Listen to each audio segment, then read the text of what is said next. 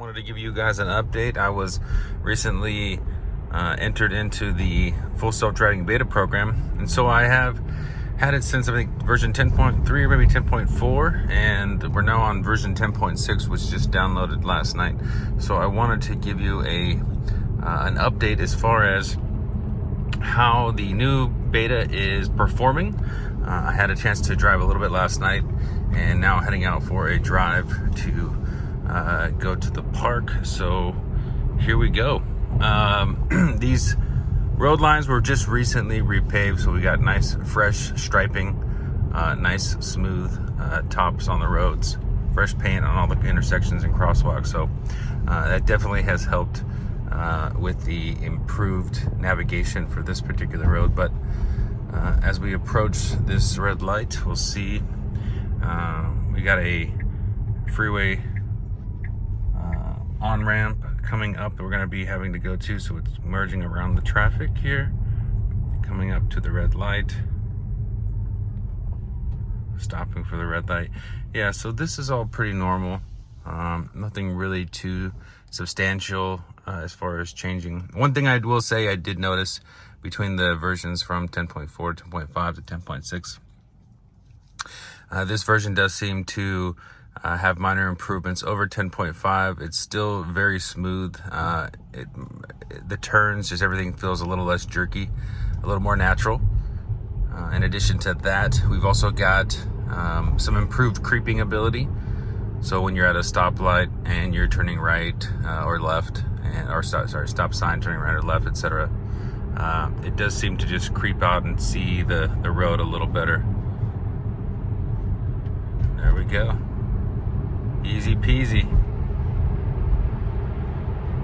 Yeah, so that's pretty nice. You saw it took that turn, that on-ramp, pretty flawlessly.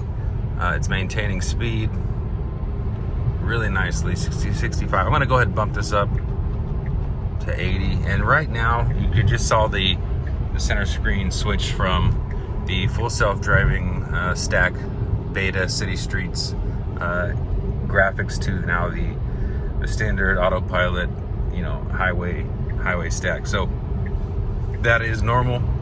We don't have a full stack yet as far as versioning from city streets to highway, but that will be coming hopefully with version 11.0 and wide release. But probably would need some iteration testing on the single stack, I would imagine, before going wide release. But ridiculously smooth. I'm gonna bump it up to 80 here. Really nice lane changes. The way I would describe it as very fluid. Almost as if I was driving myself. And we got back over. It did see a car coming that was coming up a little fast, so it decided to go back, and that car slowed, who was gonna pass us, and now we were able to make the change.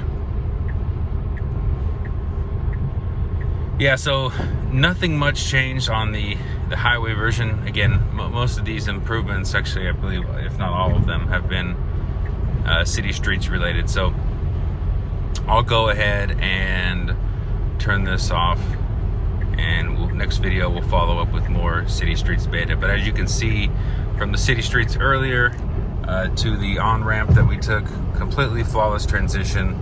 I will say I have noticed that when making a right turn, the vehicle is slow to enter the bike lane in order to initiate that right turn. Now, that may, obviously, the system is constantly improving, so I anticipate that will be addressed in future updates. But for instance, on this drive, when I was coming up to the red light where I needed to make a right turn, it got into the bike lane within 15 feet of the turn, whereas if I was making that, I would have gone probably at least 50 to 100 feet into that bike lane to make that turn. So again, still some improvements needed.